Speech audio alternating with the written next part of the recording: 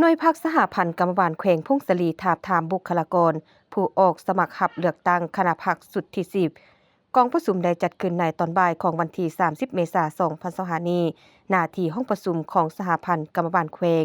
ให้เกียรติเข้าร่วมเป็นประธานของสหายพรใสแก้วสมพันธ์กรรมการประจำพรรคแขวงประธานแนวลาวสังกัดแขวงผู้ชี้นำองค์การจัดตั้งมหาชนขั้นแขวงเข้าร่วมมีสหายนางพรแก้วคุณสมเฮืองเลขาหน่วยพักประธานสหพันธ์กำบานแขวงพงศลีมีคณะรับผิดชอบบุคลากรขั้นแขวง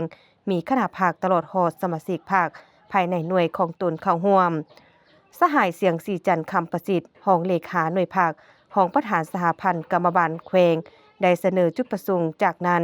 สหายนางพรแก้วคุณสมเฮืองเลขาหน่วยภาคประธานสหพันธ์กรรมบาลแขวงพงศลี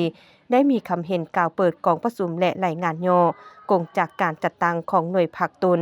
ปัจจุบันหน่วยผักสหพันธ์กรรมบาลแขวงมีคณะผัก3สหายหญิง2สหายมีสมาชิกผักทั้งหมด16สหายหญิง10สหาย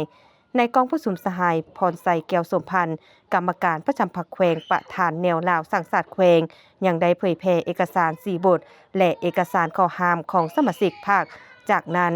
คณะรับผิดชอบบุคลากรได้ผ่านมาตรฐานเงื่อนไขผู้ออกรับสมัครเลือกตั้งคณะหน่วยพรรคสุดใหม่และแจกจ่ายบัตรทับทามและแนะนำวิธีการใช้สิทธิ์ปอนบัตรพร้อมทางใช้สิทธิ์ประชาธิปไตยปอนบัตรทับทามบุคลากรหอบที่1เพื่อเลือกตั้งคณะพรรคสุดใหม่ของหน่วยพรรคสหพันธ์กรรมบาลแขวงสุดที่10ตามลำดับ